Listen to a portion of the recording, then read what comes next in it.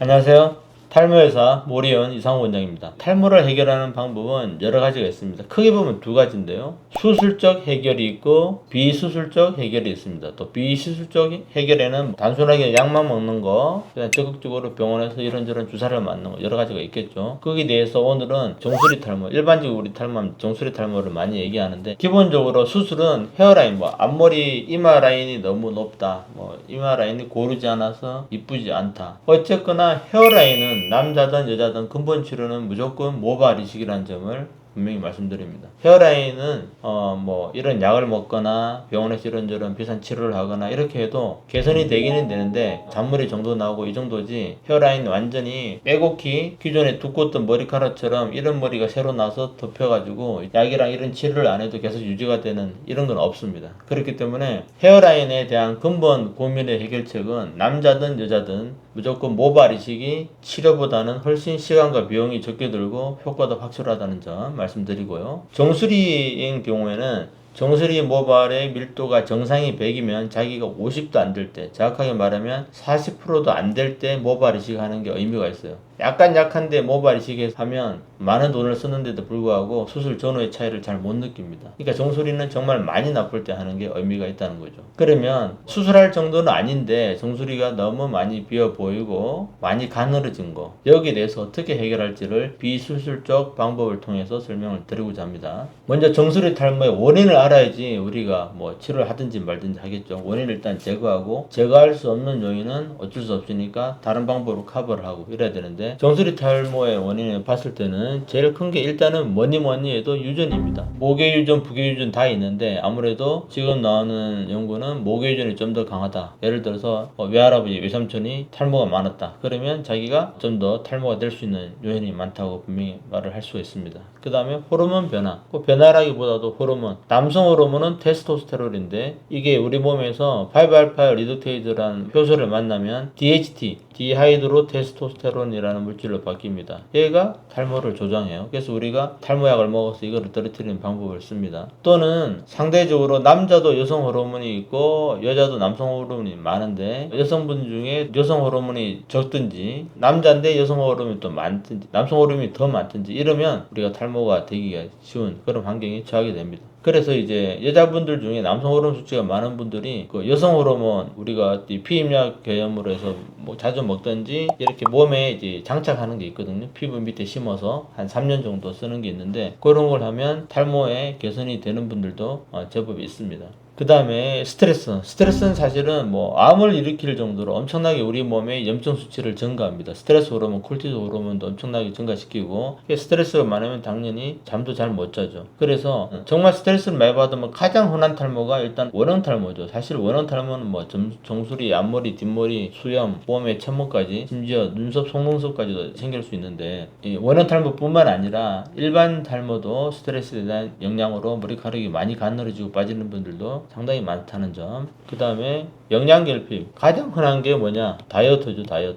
다이어트라면 예를 들어서 제가 항상 말하지만 체중은 안정적으로 빼려면 한 달에 2kg 이내로 빼야 됩니다. 2, 3kg는 보드라인이고 한 달에 3kg 이상을 빼게 되면 탈모가 되기 굉장히 쉬워요. 뉴스 가끔 보죠. 어떤 연예인이 한 달에 20kg를 뺐다. 거의 100% 탈모가 생긴다고 보시면 됩니다. 우리가 체중을 뺀다는 거는 상식적으로 영양분이 많이 빠지죠. 근육은 최대한 안 빠지게 만들고 지방을 빼는 게 다이어트의 목적이고 운동의 목적인데, 사실은 지방에도 영양분이 되게 많아요. 나쁜 성분들도 있지만. 그래서 다이어트를 하면 아무래도 빠지게 되는데, 그 영양이 한 달에 3kg 이상이면 탈모에도 큰 영향을 미친다고 말을 할 수가 있습니다. 다이어트를 하고 싶은 저희병 환자들이 참 많은데 제가 그러죠. 한 달에 1kg만 해도 1년이면 12kg라고. 이게 작은 양이 아니니까 욕심내서 한꺼번에 빼려고 하지 마라. 한꺼번에 빼면 100% 요요가 합니다. 요요가. 체중이 100kg인 사람이 50kg를 뺐다. 그게 자기 체중이라고 말을 하려면 거의 2년간 유지할 때 자신있게 그 말을 할 수 있어요. 자기 체중이 50이라고. 근데 보통 그렇게 빼도 보통 6개월, 맥시멈 1년 넘기기 힘듭니다. 그럼 다시 찌는데, 다시 찔 때는 자기 빼기 전보다 더 올라가는 경우가 많아요. 그걸 요요 현상이라고 하는데, 요요 현상도 막고 탈모도 막으려면 꼭 2kg 이내로 빼기를 추천드립니다. 그 다음에 이제 약물 부작용, 항우울제라든가 이런 것도 탈모가 되기 쉽고, 그리고 항암제도 마찬가지입니다. 항암제, 방사선 치료, 이때 빠지는 머리카락을 생장기 탈모라고 그래요. 머리카락은 뭐 주기에 따라서 생장기, 태학이, 휴직으로 나눠 나눌 수 있는데, 보통 우리가 탈모다 이러면 대부분 90% 이상이 뭐 휴지기 탈모의 모주기가 다 돼서 이제 얇아지면서 빠지는 자연스러운 탈락, 그걸 휴지기 탈모인데,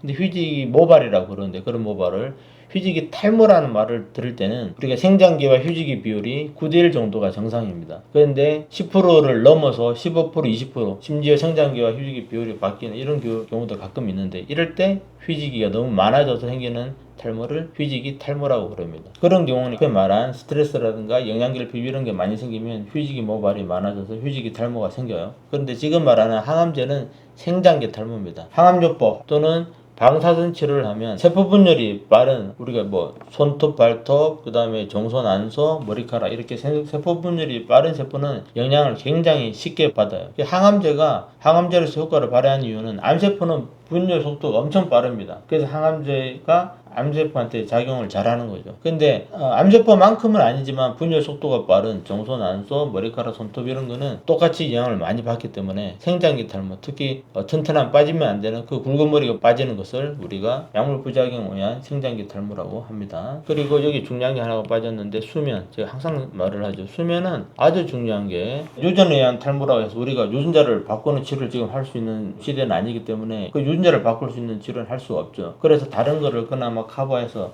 약도 먹고 해야 되는데, 수면은 우리가 얼마든지 커버를 할 수가 있는데 잘 자죠. 수면은 일반 탈모, 원형 탈모, 두피암 할 것 없이 굉장히 영향을 많이 미칩니다. 그래서 수면을 잘 못 자면 어느 날 갑자기 원형 탈모, 두피암, 일반 탈모 다 생길 수가 있기 때문에 수면은 항상 신경을 많이 쓰고, 이런 다양한 원인에 대해서 치료를 할 때 기본적으로 자기 원인을 설명드렸으니까 알겠죠. 수면의 문제다, 잘 자겠죠. 약물 부작용, 이거는 나중에 약물을 끊은 다음에 보통 회복을 합니다. 그런데 끊은 다음에도 6개월, 맥시멈 1년이 지나도 회복을 안 하면 빨리 탈모 전문병원 와서 치료를 하는 게 안전합니다. 그다음 영양결핍, 다이어트 조심하면 되고, 스트레스 조절하고, 호르몬 변화는 우리가 탈모 약을 먹거나 이렇게 대처하면 되는데, 이 외에 좀 더 적극적으로 병원에서 어떻게 우리가 치료를 할 수 있나 대해서 좀 설명을 이번에는 드리겠습니다. 먼저 약물 치료, 우리가 약을 먹어서 해결하는 경우, 또는 머리에 바르는 경우 있죠. 먼저 바르는 경우 로게인 미녹시딜 이런 게 있어요. 남자 여자가 사용하는 프로테지 농도가 틀린데 3%, 5%. 요즘은 이제 그 이상도 많이 나와서 과학이 좀 세게 쓰기도 합니다. 근데 미녹시딜은 두 가지가 있는데요. 먹는 미녹시딜이 있고 바르는 미녹시딜이 있어요. 둘 다 이제 두피 혈관을 확장해서 모낭으로 가는 머리카락에 혈류를 증가시켜서 영양분이 많이 가게 하는 이런 원리인데, 이 약은 이제 혈압약을 만들다가 우연히 머리카락으로 도움이 되는 걸로 판정을 받아서 FDA 공인을 받은 약입니다. 혈압이 낮은 분들 많죠. 여성 호르몬에 의해서 대부분 여자분들이 혈압이 좀 낮습니다, 남자보다. 그래서 부작용으로 어지럽거나 구토가 나거나 혈관을 확장하기 때문에 붓기가 생기거나 기운이 빠지거나 이런 작용이 생길 수 있고, 전신 부작용이 또 원하지 않는 곳, 이마, 털, 팔 이런 데 털이 날 수도 있습니다. 그래서 용량을 저랑 상의하면서 드시길 바라고요. 그 다음에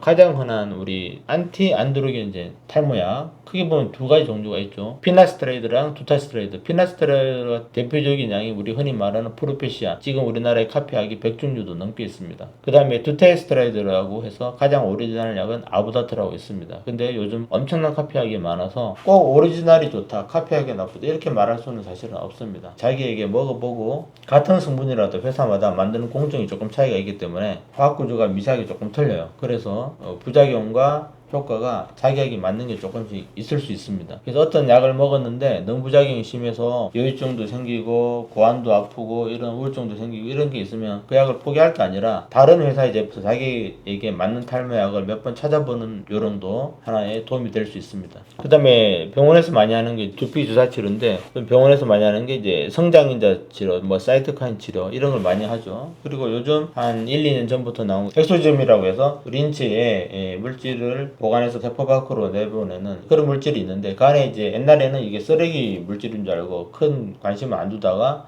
본격적으로 10년 전부터 이제 많이 연구가 돼서 실제로 이게 되게 도움이 되는 인체 물질을 많이 갖고 있다 해서 이제 탈모랑 일반 피부에도 쓰는 건데, 이 탈모에도 도움이 되는 걸로 되어 있고, 엑소점은 아직까지는 코스메틱으로 분류가 되기 때문에 직접 주사하면 안 되고요. 병원에서 롤러라든가 스탬프를 통해서 미세한 상처를 준 다음에 뿌려주는 방식이 안전하고 그리고 효과도 상당히 좋습니다.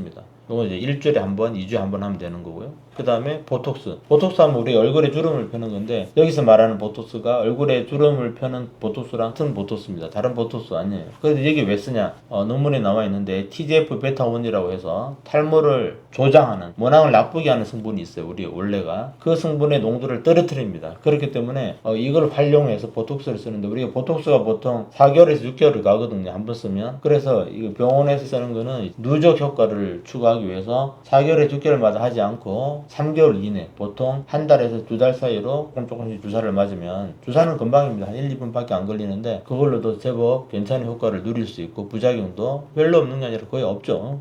맞을 때 약간의 통증 뭐 이게 답니다. 그 다음에 또 최근에 나온 최신식 치료 중에 하나가 콜라겐이랑 우리 성장인자 그로스펙타가 합쳐져 가지고 특수 파우더가 있는데 그거를 정유수랑 섞여서 머리에 규칙적으로 2, 3cm 간격으로 주사를 하게 되면 앞에 거 다 한 거 효과만큼이나 굉장히 좋은 효과가 나는 치료가 있습니다. 아직까지 많이 알려지지는 않았는데 이 시술은 초반에는 한 2주 간격으로 몇 번 하고 그 다음에 한 달 간격, 2달 간격, 그 다음에는 1년에 뭐 한 2-3번만 해도 제법 많이 치료가 되는, 생각보다 효과가 상당히 좋은 이런 치료도 있습니다. 콜라겐이랑 성장인자 그로스펙타는 어차피 인체에 있는 물질이라 안전하고요. 특별한 부작용은 없습니다. 그 다음에 앞서 말한 이 모발 이식이 있고 영양 보충제, 우리 보충제를 많이 하는데 저희 병원 탈모 환자들 첫 진료 때 뭐 어떤 거 드시고 계세요 하면 대부분 환자들이 이 비오틴을 어떻게 아셨는지 비오틴을 참 많이 먹어요. 거의 다 비오틴을 먹고 있는 상태에서 병원을 방문하시고 가끔 이제 맥주 효모도 드시고 있는데 요즘 좀 많이 알려져서 비타민 D도 드시는 분들 많고요. 오메가3 이건 기본적으로 우리 건강 때문에 먹는 분도 있는데 제가 여기서 강조하고 싶은 것은 아연입니다. 아연은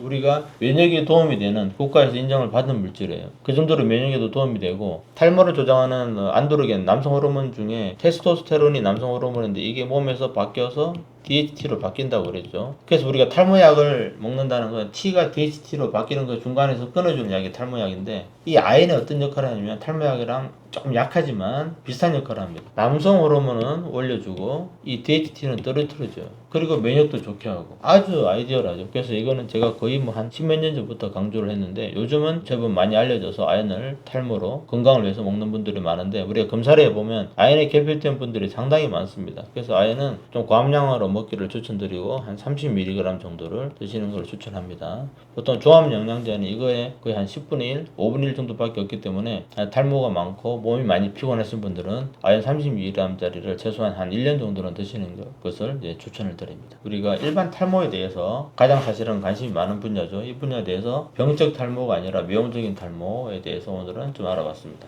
감사합니다.